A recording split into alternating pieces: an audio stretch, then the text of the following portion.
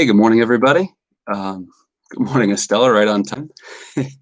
It's good to see you this morning. I hope you all had a wonderful Thanksgiving, and it's cool to enter the holiday season here. Um, at work, I end up getting 10 holidays a year, days off, and it's pretty cool that five of those actually come within like a 6 week period that I get, 2 days at Thanksgiving, 2 days at Christmas, and then New Year's. So you kind of work, you know, 10 and a half months out of the year and get 5 days off. And then in a month and a half or less, you end up getting 5 days off. So the holiday season is really a cool time. And um, it's a time that things get busy and things slow down in some ways, but it's just such a cool time, and it's always a blessing when it comes. I wanted to talk to you this morning a little bit about gratitude, and I know Bud's been talking about that in his last few morning prayers, and he's been talking about some stories from the Bible about gratitude. But I want to talk about a story more from our history of gratitude. But before I get into that, I there was on Psychology Today, there was an article that was written by Amy Morin, and I've read, and by read I mean listened to, a few of her books. She writes books about things that mentally strong people don't do, and so she's written books about things that mentally strong people don't do, and mentally strong women don't do, and mentally strong kids don't do, and she writes good stuff. I'd recommend listening to her because she kind of points points us to some of the traps that we can fall into as people, of self-pity and just all kinds of things that are negative that we should avoid, that would make our lives better if we avoided them. But this article, she talks about seven scientifically proven benefits of gratitude. And I don't really have time to go into them because this isn't the primary thing I wanted to talk about. But she says that gratitude opens the door to more relationships. That's number one. Number two is that it improves physical health, that it improves psychological health is number three. Number four is that it enhances empathy and reduces aggression. Number five is that it helps people sleep better. Number six is that it improves self-esteem. And number seven is that gratitude increases mental health by helping to overcome trauma. Amy Morin, Morin, is the name, Estella. And she's got a whole bunch of books out. She's got another one that looks like it's coming out sometime in the next few months. But interesting author, and I've enjoyed what I've listened to of her stuff. But I know I've heard Bud talk about this before, about the benefits of gratitude. And there's a quote I heard once, and I think it comes from the Jewish tradition, that the opposite of anger is not joy. The opposite of anger is gratitude. Because when you are feeling thankful for something, it's impossible to be angry at the same time. When you start to recognize all of the blessings and all of the gifts, you can't be angry while you're sitting back and saying, man, like, I don't deserve that, and I have that in my life, and I don't deserve this, and I have this in my life. And gratitude is just such a tremendous thing, and it's so beneficial to us. And in the spirit of the season of Thanksgiving, I wanted to talk a little bit about the first Thanksgiving, and part of the reason why the Pilgrims were so grateful for what had happened the year before. We just this is the 400th anniversary of the landing of the Pilgrims. They landed in 1620, and so now in 2020, it's 400 years later, and it's our 399th Thanksgiving. So next year will actually be the 400th Thanksgiving that we had. And I think, we kind of forget the story of our Pilgrims, and maybe some of us never even knew some of the amazing circumstances that they overcame, and the divine providence, which is the argument that I'm going to make, that they found themselves experiencing to survive in the colonies back there in that winter of 1620 to 1621 and then beyond. And so the vast majority of the material I'm going to cover today comes from a book by an author named Michael Medved. Good morning, Ann. And this book by Michael Medved is called The American Miracle: Divine Providence in the Rise of the Republic. and there's actually a sequel to this book. This book kind of covers the founding of our country through Abraham Lincoln, and there's a sequel to that book that goes from Lincoln through, I think it's like through Reagan and the end of the Cold War. Uh, and I've listened to the first book, and it's fantastic. It's awesome. It goes through all kinds of these amazing stories that, if you question whether God exists, it really makes a strong case for, wow, there are a lot of really happy accidents that happened and that formed our country that we probably would not have survived without.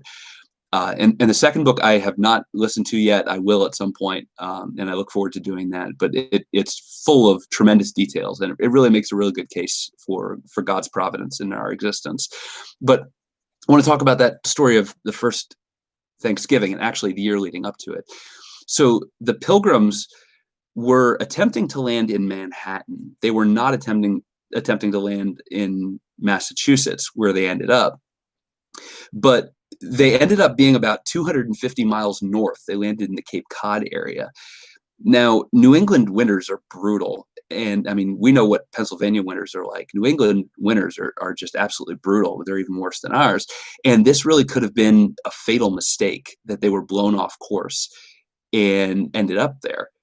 So you might think, well, maybe that wasn't divine providence that they ended up there. But if you think about it, there was the colony at Roanoke, um, that disappeared as well, and that was much, much further south, and that was years before. So the New World was a really dangerous place, and there was no guarantee of survival, of colonists who decided to come over. So you know just because they ended up farther north and in the midst of a brutal winter didn't necessarily mean that they were that much worse off, although it was going to be difficult. It was going to be difficult either way. November 9th, 1620 was when they first spotted land in this new world. And they realized that they kind of missed where they were trying to get to. And so they tried to travel southwest to their original destination. It should have been a 4 to 5 day journey, but the winds and the tides and the jagged rocks just kept it it made it almost impossible for them to get to where they were trying to get to. They ended up damaging one of their boats that was called a shallow. And it was a small boat that they intended to use to navigate through the shallow water that, the Mayflower, their bigger boat, was not going to be able to get through. And so it took them about 3 weeks to repair this shallow boat that they were going to use in order to explore a little bit more. And so now they'd reached December, and it was starting to get just really, really cold up there in New England. And so as they were prepping to do some more exploring, just before dawn one morning, they ended up getting attacked by some natives who were in the woods. And they never made face-to-face contact, but there were a bunch of arrows that came flying in, and they went and started shooting their muskets back. And no one died on either side, but the arrows did pierce some of the cloaks of the Pilgrims. And this was known as First Encounter Beach. Was the term that they used to describe that. They did some more exploring after that with their shallow boat, and the one day they just had the wind and the pounding waves that pushed them onto this heavily forested island, and they landed in this one kind of narrow sandy spot on this island, which was kind of more of a feeling of providence that they ended up making it there. And so the next day was Sunday, December 10th, and they rested in order to observe the Sabbath. And the next day, things started to clear up a little bit, and they started to walk around and to explore this island. And they found that the site that they had been pushed to was absolutely perfect. There was this gentle slope that took them up to a hill, and this hill was going to allow them to fortify. They were going to be able to see, they were at high ground. They were going to be able to see all the area around them. And the other really cool thing was that the entire area around this hill had been cleared of trees. And there was about 20 acres that had recently been used for growing corn. Probably most importantly was that there was a great water supply that came in. And so they just found themselves in this absolutely perfect spot that they could set up their village. Well, what they found out eventually was that this site where they ended up had once been the site of a thriving Indian village named Pawtuxet. And there were several hundred members of this close-knit tribe, the Pawtuxet people, that had cleared the forest and planted gardens and actually had buried caches of corn. They had had a whole lot of extra corn that they had buried. And when the Pilgrims found this corn, this was one of the things that helped ensure their survival because they were getting low on supplies, and they ate this corn, and so they gave thanks to God for the corn and kind of pledged to themselves that when they found whoever it was that had put all of this corn there, they would pay them back for that. They would find some way to work it off because they just thought, hey, unfortunately we're stealing from somebody, but we feel like God provided for us, and so we'll find a way to pay this off. What we learned since that point is that the former occupying tribe of this area, there was an Indian tribe that had created all of this. They had all died of some disease. Now, years ago, we thought it was maybe smallpox or chicken pox that had killed them off.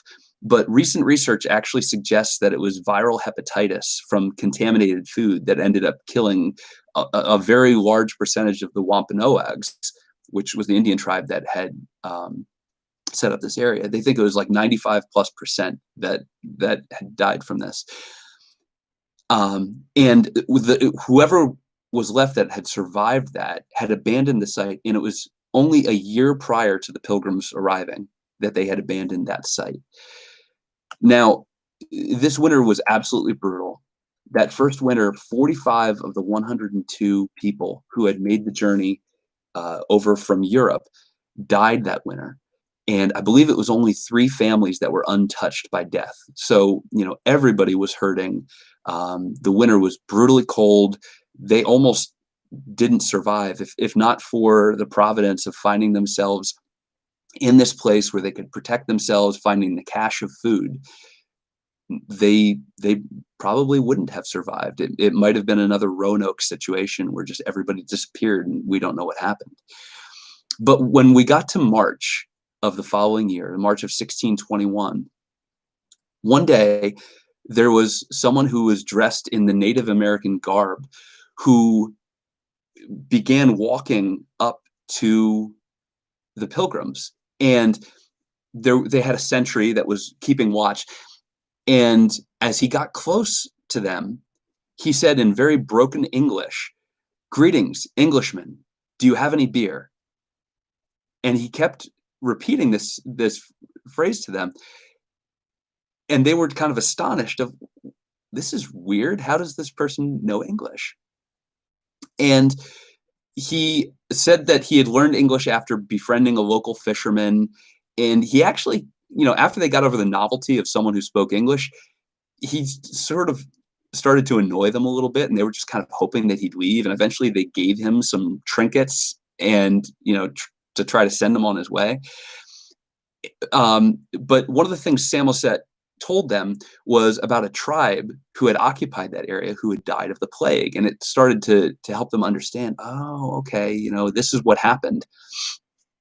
And maybe we don't have to pay somebody back. I guess this was God's providence that he had provided this for us.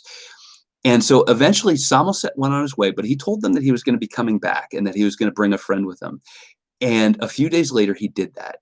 Samoset brought back a man named Tisquantum, which we know as Squanto. And the story, so, kind of the first part of the providence of the Pilgrims was where they ended up. The second part was definitely who they met there, and that was Squanto. And the story of Squanto is absolutely incredible. Squanto was the sole survivor of that Pawtuxet tribe where the Pilgrims found themselves living. But the only reason that he had survived that plague is because he had been kidnapped as a 12-year-old boy in 1605, and he was taken to London as a captive. And that's where Squanto ended up learning English. He was kept in London for 9 years, and eventually John Smith took him back to America. And you might think, oh, okay, well, so that's how he got back. Well, no, he did come back to America, but then one of John Smith's associates kidnapped Squanto again and took him and 20 other natives back to Spain. There's just a whole lot of, kind of unseemly activity happening here. Um, but so he took him back to Spain, where they tried to sell them as slaves. But a bunch of Spanish monks intervened and bought their freedom. And so Squanto lived with a merchant family for a few years in England, and that's where he really learned English very well and learned to speak it fluently. And then eventually he made his way back to America, and it was just 6 months before the Pilgrims arrived that Squanto had come back to America. And that's where Squanto learned that his entire tribe had died. But for some reason, he chose to stick around in the area where his tribe had lived. And he had hooked up with the local Wampanoag tribe, and he was kind of staying with them. And so Squanto ended up negotiating this peace treaty with Massasoit, who was the head of the Wampanoag. And the really cool thing is that, the Wampanoag was kind of a depleted tribe. They were worried that other Indian tribes might try to attack them and kill them off. And obviously, the Pilgrims, down from 102 people originally, and now down to below below 60 at this point, since 45 of them had died. They were both in extremely vulnerable positions, and Squanto, with his ability to speak English, was able to negotiate between the two of them, to be able to speak to both sides, and to create that peace agreement, that mutual protection pact that lasted for more than 50 years. It never would have been possible without Squanto. The other thing that Squanto taught them, and this is another such a really cool part of this story, is that he taught them the skills that they would need in order to be able to eat. He taught them how to catch eels in streams. He taught them how to be able to set up dams in order to catch fish, to kind of prison them. They would swim in and then not be able to get out. And the last piece, and most people have heard this part, but they don't know this one small piece of it. He taught them how to plant corn, and he taught them, hey, you throw some corn in and then you throw a fish in, because it helps to fertilize and it helps the corn to grow better. Now, for a long time, everybody assumed that that trick of planting with fish was something that the Indians had done.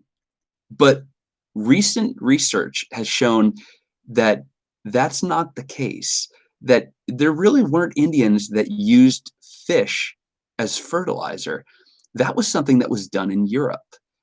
And so these historians believe that that was a trick that Squanto picked up while he was in Europe, after he'd been imprisoned, enslaved, taken over to Europe, and that he was probably the only person in the world who could have given them that piece of information at that time. If he had not been imprisoned, taken a slave, taken over to Europe, where he'd been around those cultures that did that, that critical piece of information never would have made its way back to the Pilgrims in the New World. And if they hadn't been planting their corn with fish, they probably would not have had enough food, and they would not have been able to survive. And so, obviously, there's a lot of unseemly things that happen during this time. Obviously, slavery is incredibly wrong, and it's a horrible thing that Squanto was captured twice and that he was taken away from his people. He ended up, not too long after helping the Pilgrims, he ended up getting sick and ended up dying. But he felt such an incredible allegiance to the Pilgrims that, according to them, on his deathbed, he asked that he wanted to go and to meet their God. And they told him about Jesus Christ, and he confessed a faith in Jesus Christ on his deathbed. And so, if the history that we've learned is true, we will see Squanto in heaven someday, and we can get his take on this story, which is just absolutely incredible. Obviously, people are imperfect. People did some horrible things. I'm sure there was cruelty on both sides that happened, but it's amazing the way that God provided for the Pilgrims when they came over. It's a reminder that life is not always easy, that many times we will be asked to go through some difficult times like we're going through right now, which is in no way as difficult as it was with the Pilgrims, but it's difficult from, as far as what we know. Um, it's a difficult time right now. We've never been through a plague like we're going through right now. Many people are suffering financially in ways that they maybe have never suffered before. But God seems to provide in very odd ways where when you look back after the fact, you just say, man, how is that possible? That the only way the Pilgrims survived is that they were blown to a particular spot that they probably never would have tried to get to. And they never would have known that this spot that they were going to had been cleared by an Indian tribe who had been wiped out by disease just a year before. And the other key to their survival was an Indian who just happened to speak perfect English because he'd happened to have been kidnapped and taken over to Europe, where he also happened to learn a crucial skill that was going to be required in order to teach them how to plant and how to survive. Oh yeah, and he also happened to be the only person who really could have helped negotiate a peace treaty, a mutual protection pact between this Indian tribe and the Pilgrims. There was a whole lot of odd coincidences that happen there. And if you're interested in this sort of stuff, and Estella, I see that you say that you love history, I highly recommend that you pick up both of those Michael Medved books. He is a very good historian. He majored in history. And he knows a whole lot of the really odd things. There are other stories as well that I really don't have time to go into today, but maybe in the next morning prayer, I can go into one or two of them about this divine providence in the rise of the Republic, of our country. And just how God showed up in all of this. Yeah, I agree. And God always does have a plan. But the reminder for this morning is to give thanks to God. Psalm 118:1 says, give thanks to the Lord, for he is good. His love endures forever. And that does not mean that we will face times where we don't have any trials. We will certainly have trials, and there will be tribulation in a fallen world. Jesus said, take heart, for I have overcome the world. So we can have our faith in Jesus Christ. Estella Medved, Medved, is the last name of the author of that book. But God will somehow provide for us, and we can trust in him. We can trust that he has a plan. And sometimes that plan provides deliverance for us. And sometimes that plan is that we go home to be with him, which we view as a tragic thing in this life. On the other side, maybe it's not so tragic. Paul always said to live as Christ and to die as gain. I think the moral of the story is no matter what, we can trust in God. We can be thankful for his provision in our circumstances. And we can look forward to an eternity with him for those of us who have faith in him through his son, Jesus Christ. And yes, God will make a way. So that's my message for you this morning. And I hope it was helpful. And I think it's at least seasonally appropriate, if nothing else. So let me pray for you. Father God, thank you so much, Lord, that you provide. And Lord, of the reminder that we should be grateful and we should be thankful, because there are benefits to us. There are health benefits, there are life benefits for showing thankfulness and showing gratitude. Lord, help us even in the midst of difficult times to be thankful, to show thankfulness, to show gratitude. Lord, times when we end up feeling angry and bogged down by our circumstances, help us to look for the ways that you've provided for us, maybe even 400 years ago in the founding of our country. Lord, we have won life's lottery by being born in this country and by having the freedoms that we do. And we can get so wrapped up in the little annoyances and the bickering and sometimes even really challenging times in pandemics and financial difficulties, Lord. But we can get so wrapped up in what's wrong that we don't focus on what's right. And Lord, help remind us of what's right and what's good and the ways that you've provided for us in the past, and that you will provide for us again, whether in this life or in the next. Lord, just help us to embrace that truth. Lord, we thank you so much for this amazing country that we live in. Lord, we thank you for your provision for the Pilgrims, for your provision for us today. Lord, help us to get through this pandemic. Lord, help us to show love to each other. Lord, help us to show gratitude.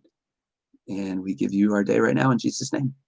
Well, thank you so much for for joining me today. And we will see you tomorrow on the live stream. Have a great rest of your day. Take care.